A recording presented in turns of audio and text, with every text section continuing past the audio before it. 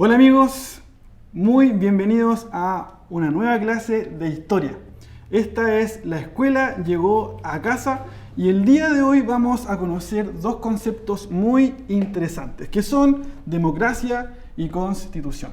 Pero antes de profundizar un poco en estos contenidos, los quisiera invitar a todos ustedes de sus casas a poner mucha atención y ejercitar un poco nuestro cerebro con esta humilde pregunta que les expongo acá. Es una pregunta estilo PSU publicada el 14 del 7 del año 2016, es relativamente nueva. Y hago un llamado a todos los chiquillos que están viendo desde sus casas, sobre todo aquellos que están en cuarto medio, a poner mucha atención, analizar y contestar esta pregunta. Y dice así: en la República de Chile rige un Estado de Derecho, lo que implica que sus instituciones y autoridades se ajustan a la legislación vigente y que las relaciones entre los poderes del Estado se encuentran reguladas por una constitución política. En Chile, pregunta, según la constitución vigente, ¿es correcto señalar que? Alternativa A, dice así: las sentencias judiciales pueden ser rechazadas por las autoridades políticas o legislativas. Alternativa B, los tribunales de justicia pueden remover de su cargo al presidente de la República. Alternativa C, los miembros de la Corte Suprema y de la Corte de Apelaciones son nombrados por el Poder Legislativo. Alternativa D, el presidente de la República puede ser juzgado por tribunales de justicia mientras dura su mandato. Y alternativa E, la Cámara de Diputados tiene la facultad de acusar constitucionalmente a integrantes del Poder Ejecutivo. ¿Cuál será la respuesta correcta? Les voy a dar 5 segundos para que ustedes piensen en sus casas, analicen las posibles alternativas y puedan ustedes ver cuál es la respuesta correcta a esta pregunta estilo PSU. Bien, tenemos 3 segundos, tenemos 2, 1... Bien, la alternativa correcta a esta pregunta es la siguiente. Es la alternativa E. Bien, ¿por qué no pueden ser las demás? La A no puede ser porque dice las sentencias judiciales pueden ser rechazadas por las autoridades políticas o legislativas en ningún caso. ¿Ok? Alternativa B tampoco puede ser porque dice los tribunales de justicia pueden remover de su cargo al presidente de la República. Es completamente inverosímil. Tampoco puede ser esa. La C dice los miembros de la Corte Suprema y de la Corte de Apelaciones son nombrados por el Poder Legislativo. No son nombrados por el Poder Legislativo. Alternativa D, el presidente de la República, la máxima autoridad de nuestro país, ¿verdad? Dice, ¿puede ser juzgado por los tribunales de justicia mientras dura su mandato? No, solamente por el Tribunal Constitucional. Y la alternativa E sí es correcta, ¿por qué? Porque la Cámara de Diputados sí tiene la facultad de acusar constitucionalmente a integrantes del Poder Ejecutivo, principalmente a los ministros. Si los ministros de gobierno están haciendo mal uso de su poder o mal uso de su cartera, tiene toda la facultad la Cámara de Diputados para poder llamarlo a rendir cuenta de sus actos. ¿Así que queda claro? Bien, entonces vamos a seguir con la clase y les voy a presentar el objetivo de la clase, que dice así. El objetivo de la clase de hoy, vamos a conocer la democracia chilena. Características principales de la Constitución y el ejercicio de esta en el país. ¿Ok? Entonces, vamos a profundizar en estos contenidos. Bien, el Estado. El Estado que se viene transformando desde el origen del ser humano. Este Estado que ha sufrido muchas transformaciones y que tiene distintas concepciones en diferentes países. Es por eso que es muy difícil darle una definición absoluta al concepto de Estado. Pero ya bien a grosso modo, por decirlo de algún modo, ¿verdad? Valga la redundancia, el Estado en Chile se tipifica de la siguiente manera. Dice, comunidad social con una organización política común y un territorio y órganos de gobierno propios que es soberana e independiente políticamente de otras comunidades. Y para que exista Estado, como lo vimos en la clase anterior, deben existir elementos que dan vida a este Estado. Como por ejemplo, acá, elementos de existencia del Estado. Primera cosa, el ser humano. ¿El ser humano qué conforma? cuando se juntan varios seres humanos? Una nación. En lo material, ¿qué necesita? Un territorio. En lo político necesita el poder. Y la finalidad de este Estado siempre va a ser el bien común de todos los integrantes de este Estado. Bien. Continuemos. Aquellos elementos que se complementan con el Estado son los siguientes: nación, territorio y soberanía. El primero de ellos, nación, dice que es un grupo humano que se caracteriza por mantener una vinculación cultural, sanguínea, u origen o tradición histórico-cultural. Es decir, que un grupo de personas que se siente identificado por una idiosincrasia, por una cultura, que tienen en sí una historia detrás en común, que tienen una raza en común, que tienen un lenguaje en común, se pueden conformar como una nación. Bien, ¿puede existir nación sin Estado? Sí, sí puede existir. Se complementan entre sí. Por ejemplo, acá yo puse una imagen de una novela que hace muchos años se emitió en la televisión, que es Romané, que muestra la historia de los gitanos. ¿Los gitanos en el mundo son una nación? Sí, son una nación, pero no tienen un Estado definido. Entonces, ¿puede existir Estado sin nación? Sí puede existir, pero obviamente se complementan uno con otro. Algunos historiadores en Chile, algunos pensadores en Chile de la corriente mapuche, también le otorgan la calidad de nación al pueblo mapuche. Podemos estar de acuerdo o no, pero ellos se identifican como una nación completamente independiente. Bien, para que exista obviamente este Estado, tenemos que tener un territorio definido, que es una superficie de tierra determinada por mar, por espacio atmosférico, y también se considera algo importante, que son las embajadas, automóviles, transporte de guerra, etc. Por ejemplo, la embajada de Estados Unidos acá en nuestro país. Si nosotros cruzamos la reja de la embajada, ya estamos pisando territorio norteamericano, aunque parezca completamente increíble, pero es así. Y ya nosotros tenemos que normarnos a las leyes que están en Estados Unidos. Lo mismo pasa con la embajada chilena, por ejemplo, en Perú. La persona peruana que entra a la embajada chilena tiene que normarse con los decretos y normas y la Constitución chilena. Eso también pasa con los barcos que andan con bandera nacional, etcétera, etcétera. La soberanía, algo completamente importante. Dice ahí que la soberanía es el poder supremo en virtud del cual el Estado se dota de autonomía frente a otros Estados. Es decir, que el Estado chileno es completamente independiente del Estado argentino, del Estado peruano, del Estado boliviano, etcétera, etcétera. O sea, es completamente autónomo.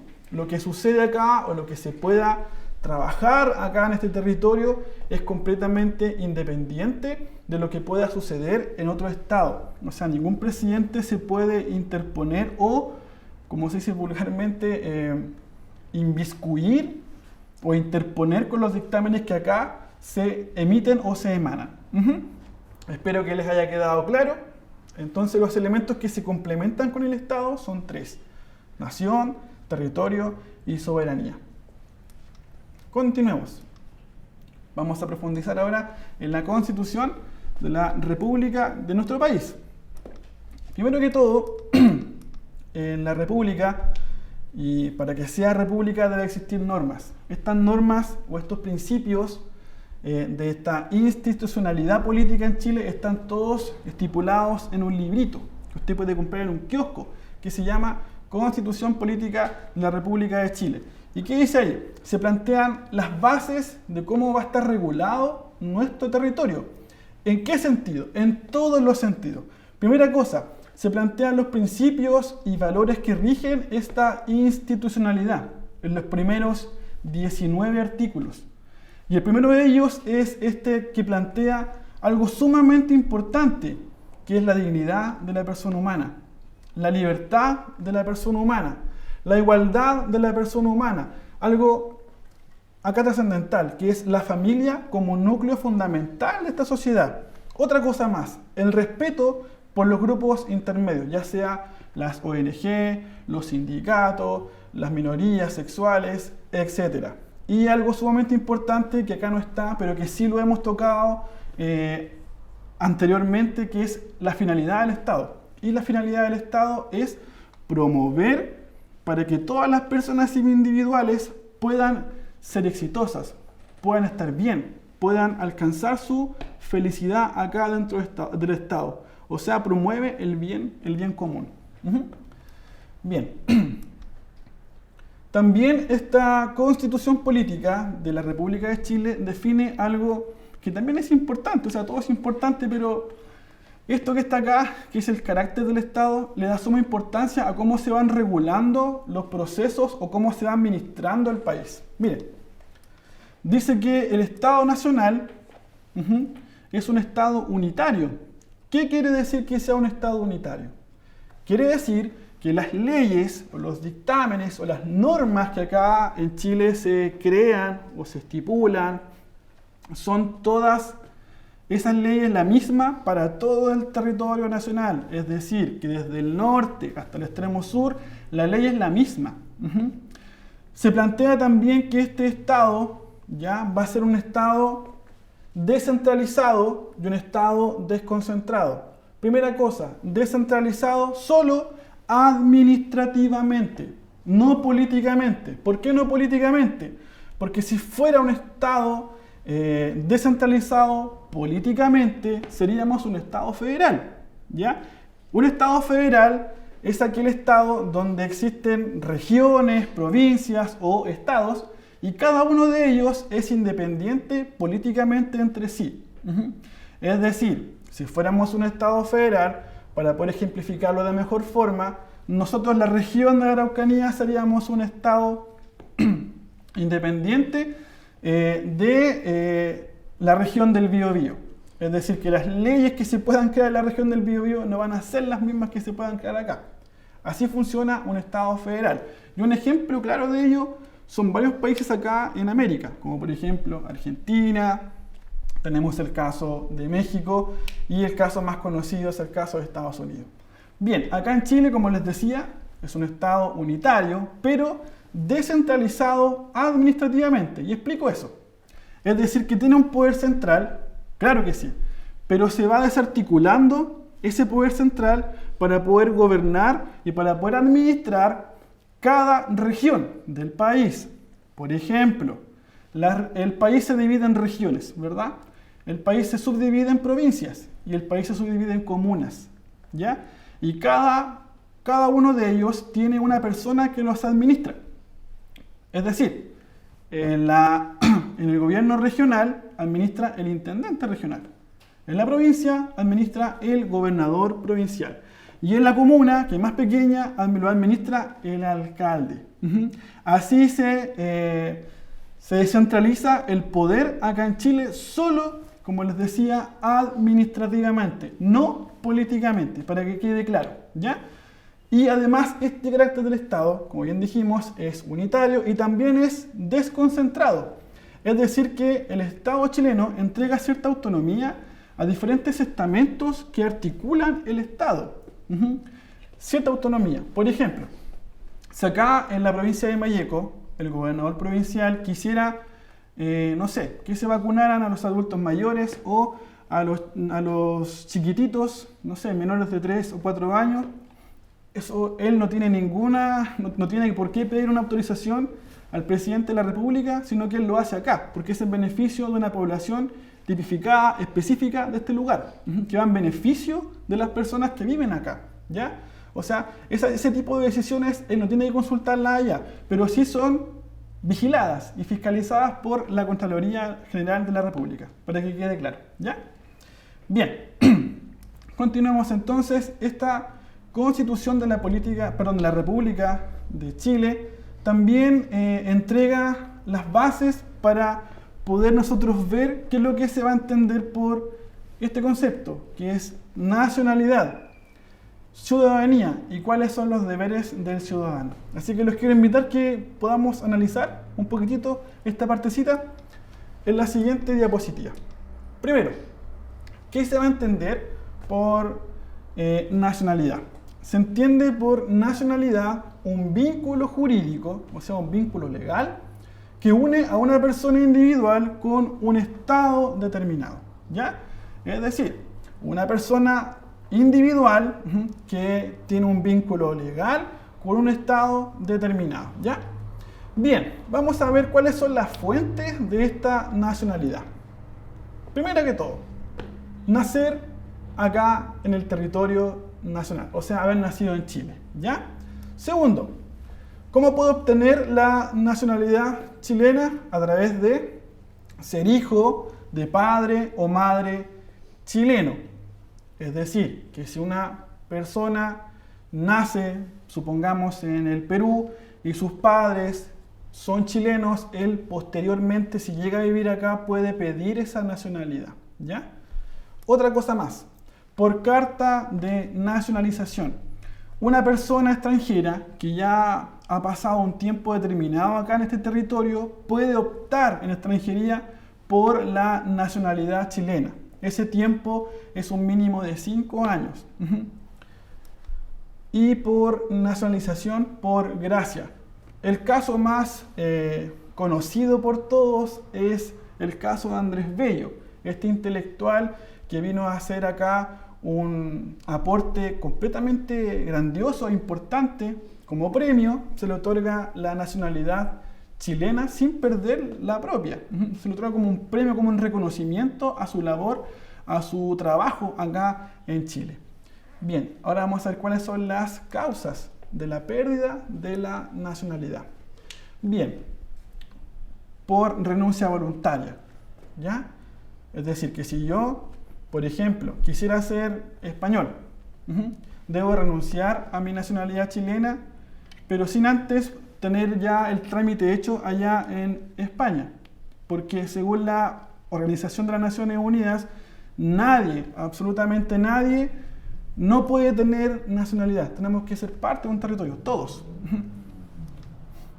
Por decreto supremo. Es decir, que si aquel individuo que deseó haber sido chileno, porque su padre o su madre lo era, y él después, por algún motivo, comete actos terroristas o entrega información importante al país de su origen en caso de algún conflicto bélico, por decreto supremo, esa nacionalidad se le quita, se suprime.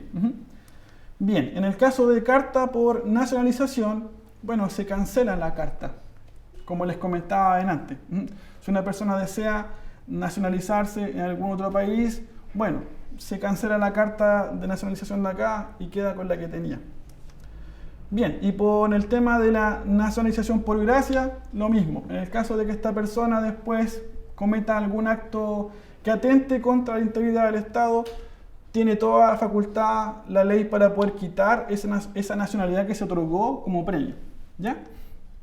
Bien, otro concepto importante que es la ciudadanía. Bien, que dice lo siguiente, que es la condición que reconoce a una persona un conjunto de derechos políticos y sociales y que permiten participar activamente en la política del país. Ahora, ¿cómo nosotros, siendo ciudadanos, vamos a ver a continuación cuáles son las condiciones para ser ciudadano? Pero les pregunto a ustedes en sus casas, ¿cómo nosotros participamos activamente de la política en nuestro país? Les voy a dejar la pregunta ahí. Al final la vamos a responder. Bien, requisitos para ser ciudadano. Primero que todo, obviamente, ser chileno.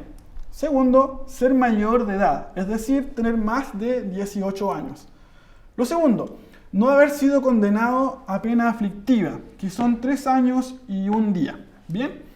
Bien, ¿cuáles son las causales de esta suspensión de la ciudadanía? Primero que todo, en caso de interdicción, en caso de demencia, una persona que no está facultada mentalmente o neurológicamente hablando o fisiológicamente hablando, no es apto para poder dirimir o para poder tomar una decisión en el caso del sufragio. Entonces esa ciudadanía se suprime, se suspende. Otra cosa, por estar procesado por delito que amerite pena aflictiva, también se suspende la ciudadanía en el caso de que ocurra eso. Por sanción del Tribunal Constitucional. Aquí quiero explicar un poquito más todas aquellas personas que entregan o que ejercen alguna labor en el Estado, ya sea ministros, ya sea alcaldes, intendentes, etcétera, pero que trabajan en puestos importantes del Estado y que por alguna razón han sido cuestionados o han sido llamados para entregar cuentas o han sido procesados por su mal ejercicio de su poder, se les suspende la ciudadanía, ¿ya? Otra cosa más, causales de pérdida ahora. Tenemos por pérdida de nacionalidad, o sea, es decir, que si yo pierdo mi nacionalidad chilena, no puedo votar, o sea, pierdo eso tan bonito que es ser ciudadano. Por condena de pena ficticia, si estoy condenado, no puedo ejercer mi ciudadanía, se pierde. Y acá lo importante, por condena por delitos de ley que tipifique conducta terrorista y relativos al narcotráfico. También en esta ocasión se pierde la ciudadanía, ¿ya? Espero que les haya quedado claro. Nacionalidad y ciudadanía no son lo mismo. Y cada una de ellas tiene sus propios conceptos y sus propias fuentes y requisitos y causales de pérdida. Ok. Acá vamos a ver algo completamente hermoso, que es el tema de los derechos de las personas, que también están insertos en esta Constitución. Primero que todo, los derechos de las personas en nuestro país están fundados en algo mucho más grande, que es los derechos humanos. Y dice lo siguiente: conjunto de características y atributos propios del ser humano derivados de su dignidad, por lo que no pueden ser afectados o vulnerados. Eso está escrito en nuestra Constitución. Otra cosa, estos derechos de las personas se manifiestan en las garantías constitucionales, que dice, son medios o instrumentos que la Constitución política pone a disposición de los habitantes para sostener y defender sus derechos frente a las autoridades, individuos o grupos sociales. Bien, esto se puede subdividir de la siguiente forma, como lo dice acá: derechos, libertades e igualdades. Muy a grosso modo. Por ejemplo, derecho a la vida, que es inherente a nosotros, no se nos puede quitar. Otra cosa, a la intimidad y la honra, a vivir en un medio ambiente libre de contaminación, a la educación, a la seguridad social, a la propiedad y a derechos de autoría. En el caso de las libertades, dice acá, libertad personal, libertad de conciencia, libertad de enseñanza, de opinión, etc.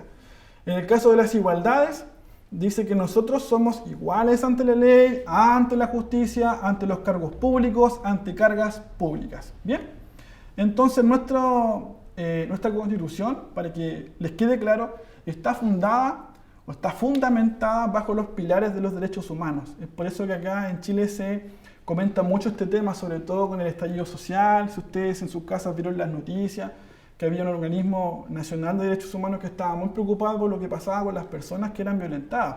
Entonces, claramente eso está fundamentado en nuestra Constitución y es un derecho que tenemos todas las personas que vivimos acá en este territorio nacional.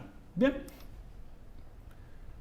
ya para ir terminando, los quiero invitar nuevamente a que podamos nosotros de nuestros hogares, en sus casas, poder analizar, poder concentrarse todos ustedes en esta pregunta, que también es de estilo PSU.